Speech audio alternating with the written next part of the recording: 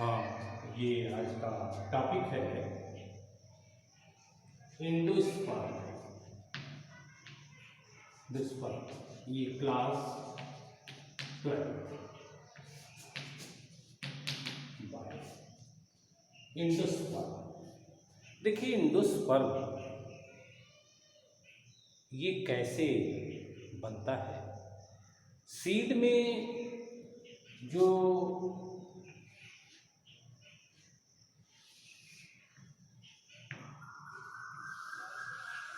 ये ओवरी में ये आपका ओवरी है और ये आपका ओव्यूल है, ये मालूम है आपको।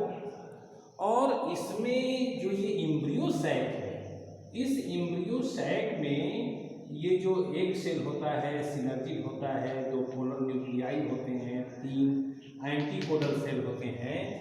तो जब फर्टिलाइजेशन की क्रिया होती है तो एक मेल गैमीट जब ये एग से मिलता है, इसका मतलब जो कि first male gamete plus egg, तो आप ये जानते हैं कि ये जाइगोट बनता है। इसको सिनगैमी कहते हैं। ये 2x का होता है। लेकिन अगर ये जो सेकेंड वाला मेल गैमीट है, अगर ये 2 पोलर न्यूक्लियाई, 2 पोलर न्यूक्लियाई जब इनसे मिलता है तो ये तो यक्स का ही है, ये भी यक्स का था, ये भी यक्स का था, तो 2x हो गया। और ये यक्स का है और 2 पोलर न्यूक्लियाई, इसलिए ये 2x का है। तो यक्स और 2x मिल करके ये 3x का ये बनता है एंडोस्पर्म न्यूक्लियस, जो उसको बोलते हैं प्राइमरी एंडोस्पर्म न्यूक्लियस। ये प्राइमरी एंडोस्पर्म न्यूक्लियस बन गया। अब जिस सेल में ये क्रिया होती है उस सेल को हम कहते हैं सेंट्रल सेल। ये सेंट्रल सेल है। तो ये सेंट्रल सेल में ये घटना होती है। और ये जो घटना होती है, ये एग सेल, जो ये एग सेल है और ये जो मेल गैमीट है ये जाइगोट बनाते हैं। और ये जो घटना होती है, तो देखिए यहाँ पर 3 सेल नीचे हो गए और 3 ऊपर हो गए और एक सेल ये बड़ा है। तो ये सेल सेंट्रल सेल कहलाता है। क्या कहलाता है? Central cell. ये सेंट्रल सेल कहलाता है। और जब ये सेंट्रल सेल है तो उसमें ये 2 न्यूक्लियाई है, इन्हीं दोनों को कहते हैं 2 पोलर न्यूक्लियाई। और ये जो 2 पोलर न्यूक्लियाई है, इन्हीं से जब ये पॉलन ट्यूब आता है तो इसमें 2 मेल गैमीट होते हैं। तो पहला मेल गैमीट चला गया एग के पास और दूसरा मेल गैमीट चला जाता है यहाँ पोलर न्यूक्लियाई के पास। तो जब दूसरा मेल गैमीट जब पोलर न्यूक्लियाई के पास जाता है तो 3x का प्राइमरी एंडोस्पर्म न्यूक्लियस बनाता है। और जब ये प्राइमरी एंडोस्पर्म न्यूक्लियस बन जाता है तो ये प्राइमरी एंडोस्पर्म न्यूक्लियस जो ये बनता है ये 3x का होता है। और ये न्यूक्लियस जो प्राइमरी एंडोस्पर्म न्यूक्लियस है, और इस सेल को हम जो सेंट्रल सेल कहते थे, अर्थात जो निषेचन के बाद ये पोलर न्यूक्लियाई बन गया प्राइमरी एंडोस्पर्म न्यूक्लियस, और सेंट्रल सेल को कह लेते हैं in primary endosperm cell. Primary endosperm cell, इसको प्राइमरी एंडोस्पर्म सेल कहते हैं। तो अब जो है प्राइमरी एंडोस्पर्म सेल फिर डिवाइड करता है। तो प्राइमरी एंडोस्पर्म सेल जब डिवाइड करता है, उसका न्यूक्लियस जो उसमें 3x का जो ये न्यूक्लियस है, जिसको हम कहते हैं प्राइमरी एंडोस्पर्म न्यूक्लियस। अब ये क्रिया, जिसको हम इस क्रिया को सेकेंड मेल गैमीट जब पोलर न्यूक्लियस से मिलता है तो इसका एक नाम है ट्रिपल फ्यूजन। इसको कहते हैं ट्रिपल फ्यूजन। और जो ये जाइगोट है, ये जाइगोट जो है, ये जो क्रिया होती है इसको कहते हैं सिनगैमी। इसलिए इसको जब फर्टिलाइजेशन मैंने पिछले वीडियो में बताया था। तो ये जो प्राइमरी एंडोस्पर्म सेल बना, सेंट्रल सेल निषेचन के बाद प्राइमरी एंडोस्पर्म सेल कहलाता है। और जो पोलर न्यूक्लियाई होते हैं निषेचन के बाद, उसको कहते हैं प्राइमरी एंडोस्पर्म न्यूक्लियस। तो अब ये एंडोस्पर्म फिर डेवलप करता है तो इसका न्यूक्लियस बार बार डिवाइड होगा। तो जैसे मान लीजिए अगर धीरे धीरे अगर ये इसका जब बड़ा हो रहा है तो इसके अंदर तमाम न्यूक्लियाई बनेंगे। तो तमाम न्यूक्लियाई बनेंगे और हर न्यूक्लियाई 3x का होगा, क्योंकि ये जो प्राइमरी एंडोस्पर्म न्यूक्लियस है वो 3x का होता है, तो इसलिए बार बार डिवीजन करने से हर सेल इसका 3x का होगा। और ऐसी स्थिति में जब ये 3x का होगा तो इस तरह से ये अपना ये डेवलपमेंट करके न्यूट्रिशन स्टोर करता है, न्यूट्रिटिव मटेरियल स्टोर करता है। और जब जाइगोट से जब एम्ब्रियो का डेवलपमेंट होगा तो उस समय फिर ये उसके लिए नरिशमेंट का काम करता है, ये उसका न्यूट्रिशन करता है। तो इसलिए एंडोस्पर्म क्या है, आपको मालूम हुआ कि एंडोस्पर्म जो प्राइमरी एंडोस्पर्म जो सेंट्रल सेल था वही एंडोस्पर्म बनता है, और उसका न्यूक्लियस जो है जब डिवाइड करके हजारों हजारों न्यूक्लियस बन जाते हैं तो वही जो है ये एंडोस्पर्म बनता है। अब ये न्यूक्लियस इसको फ्री न्यूक्लियाई कहेंगे, कहीं पर सेल नहीं, लेकिन बाद में इसके अंदर फिर इस तरह के वॉल फॉर्मेशन हो जाता है तो सेल बन जाते हैं। सेल 3 सेल हो गया, इसी तरह से अब यहाँ बना देंगे तो ये 4 सेल हो गया, फिर ये 5 सेल हो गया। तो कभी कभी जो है आधा न्यूक्लियाई सेल बन जाते हैं और आधा जो है न्यूक्लियाई सेल नहीं बन पाते। जैसे आपका नारियल है, नारियल में जो पानी है वो आपका न्यूक्लियर भाग है, पानी वाला भाग जो है वो न्यूक्लियर भाग है, और जो गरी वाला भाग है, सफ़ेद वाला भाग है, वो आपका सेलुलर पार्ट है। तो एंडोस्पर्म में भी 2 भाग हो गए, एक न्यूक्लियर और दूसरा सेलुलर। तो न्यूक्लियर वाला लिक्विड फॉर्म होता है और सेलुलर वाला जो है वो ठोस पार्ट होता है। तो कभी कभी जो है पूरा का पूरा अगर सेलुलर हो जाएगा, हर में अगर सेल बन जाएंगे तो पूरा ठोस हो जाएगा, लेकिन कभी कभी पूरा ठोस माने सेलुलर हो भी जाता है और कभी कभी जो है हाफ जो है सेलुलर होता है। तो इसी स्थिति में ये जो है एंडोस्पर्म है, और इसका काम क्या है, यह एम्ब्रियो के डेवलपमेंट में इसको न्यूट्रिशन प्रदान करना।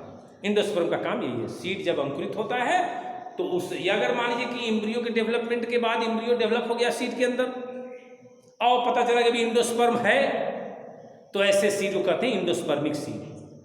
तो ऐसे सीड कहते हैं एंडोस्पर्मिक सीड। और पता चला कि नहीं जब एम्ब्रियो डेवलप कर रहा है उसी समय पूरा का पूरा उसका एंडोस्पर्म खत्म हो गया, तो उसको कहेंगे सीड तो बन गया, लेकिन उसको कहेंगे नॉन एंडोस्पर्मिक सीड।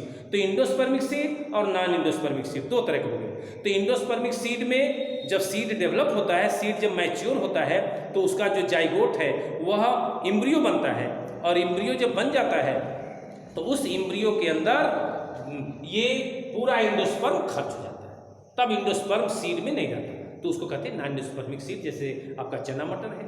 और अगर एम्ब्रियो के डेवलपमेंट में ये अपना न्यूट्रिशन प्रदान किया, इसके बाद भी एंडोस्पर्म बचा है, कुछ मात्रा एंडोस्पर्म की बची हुई है, तब ऐसी स्थिति में आप ये जान लीजिए कि उसको कहेंगे एंडोस्पर्मिक सीड। जैसे आपका रेडी है, कैस्टर, तो कैस्टर ये बचा रहता है। इसी प्रकार से आपका जितने भी कॉर्न है, गेहूं है, चावल है, सब में जो है ये एंडोस्पर्म बने, तो इनको कहते हैं एंडोस्पर्मिक सीड। तो ये रहा एंडोस्पर्म के बारे में। दूसरा प्रकरण है एम्ब्रियोजेनी और एम्ब्रियोजेनी। ये एम्ब्रियोजेनी, तो जो ये एम्ब्रियोजेनी की जो घटना है, ये जाइगोट से एम्ब्रियो का डेवलपमेंट। तो देखिए जो जाइगोट का सेल होता है, यह सेल जो जाइगोट का सेल होता है, यह सेल जो पहले डिवाइड होकर के एक ऊपर और एक नीचे इस तरह का 2 बन जाता है। तो जो बनता है तो इस तरह से आप इसको कह सकते हैं, एक सस्पेंसर सेल और दूसरा कहते हैं एम्ब्रियोनिक सेल। 2 सेल बनते हैं, इसको कहते हैं, ये तो आपका जाइगोट है। तो ये आपका जाइगोट है, जब डिवाइड किया तो एक सस्पेंसर सेल और दूसरा एम्ब्रियोनिक सेल बनता है। इसके बाद सस्पेंसर जो है धीरे धीरे उसमें कई सेल बन जाते हैं इस तरह से सस्पेंसर में, और जो एम्ब्रियोनिक सेल है वो धीरे धीरे जो गोल हो जाता है इस तरह तमाम सेल बन जाते हैं। तो एम्ब्रियोनिक सेल ये बन गया, एम्ब्रियोनिक सेल ये बनाया और सस्पेंसर सेल से ये बन गया। और जो ये आपका ये रचना है, जो ओव्यूल है, ओव्यूल का जहां एक है जो माइक्रोपाइल है, इसी माइक्रोपाइल के स्थान पर ये एम्ब्रियो का डेवलपमेंट होता है, क्योंकि एक तो यहीं पर है, तो यहीं पर इसका डेवलपमेंट होता है। तो जो सस्पेंसर है वह एम्ब्रियो से जुड़ा रहता है, एम्ब्रियो से जुड़ा रहता है।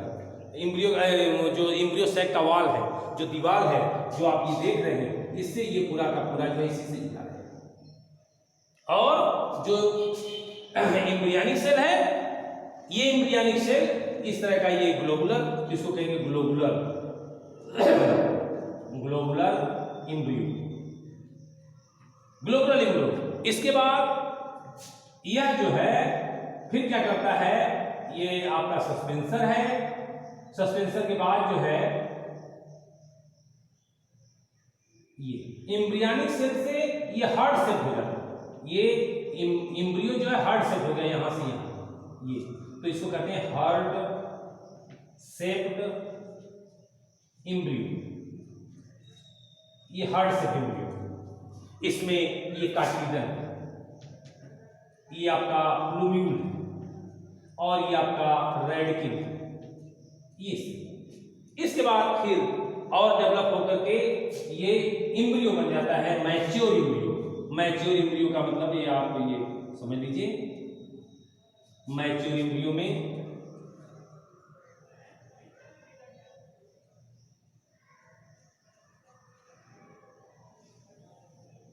ये, तो ये आपके दो कार्टिलेजन हो गए, टू कार्टिलेजन। ये आपका ये प्लूम्यूल है। प्लूम्यूल से पहले इसको हम ईपी कार्टिलेजन, ईपी कार्टिलेजन। ये आपका एम्ब्रियो एक्सिस जिसका ऊपरी भाग कहलाता है हाइपोकाटिल, हाइपोकाटिल, और फिर इसी के हाइपोकाटिल जो है ये आप इसको कह सकते हैं रेडिकल, और रेडिकल को ही कहेंगे रूट टिप।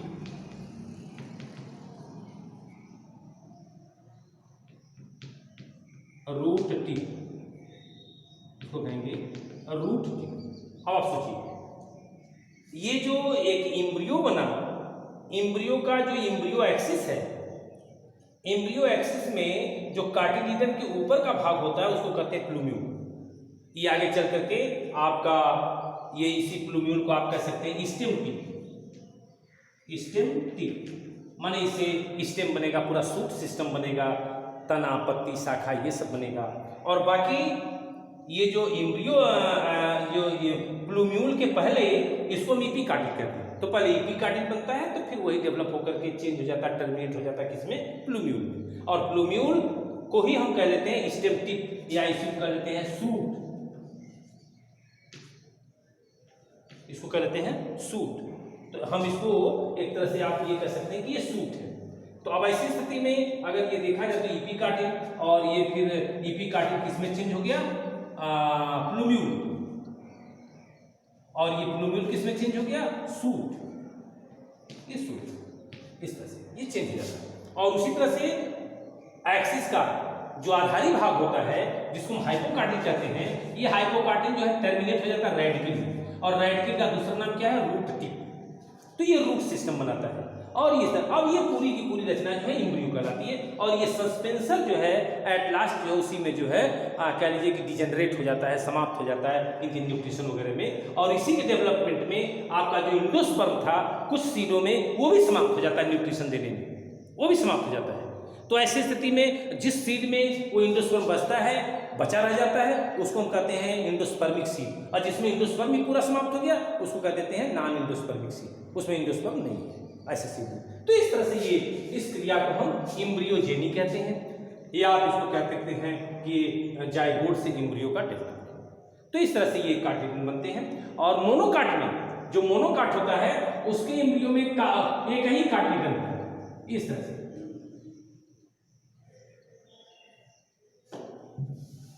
ये रचना। तो अब इसका ये स्थिति, यहां पर इसका जो है ये रेडिकल है। रेडिकल होने का मतलब इसके पहले यहां पर हाइपोकार्टिल था। ये आपका इसमें ये आपका प्लूम्यूल है, प्लूम्यूल से पहले यहां पर ईपीकार्टिल था। तो ईपीकार्टिल और ये आपका कार्टिलेजन है, सिंगल कार्टिलेजन जिसको हम स्कूटेलम कहते हैं, स्कूटेलम।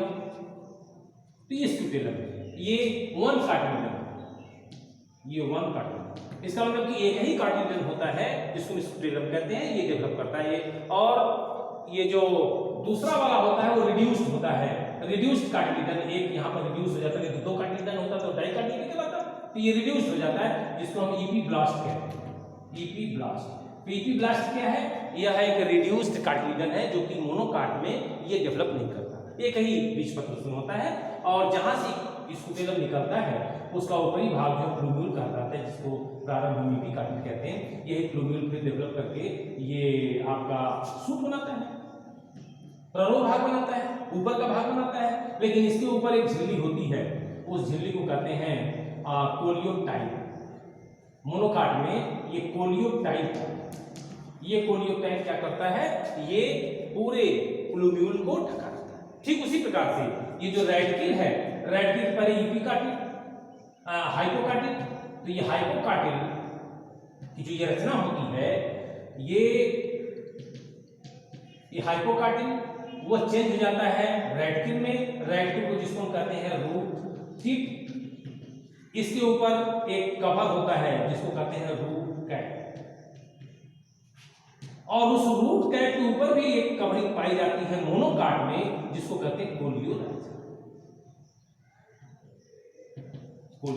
ये कोलियोराइजा। इस तरह से ये मोनोकाट के एम्ब्रियोनिक डेवलपमेंट है, ये डाइकाट के एम्ब्रियोनिक डेवलपमेंट है, ये मोनोकाट के एम्ब्रियोनिक डेवलपमेंट है, और इस तरह से एम्ब्रियोजेनी की ये घटना आपको समझ आया होगा। तो आज दो प्रकरण एंडोस्पर्म और एम्ब्रियोजेनी के बारे में हम बताए। अब अगले वीडियो में हम सीड के बारे में बताएंगे। Thank you.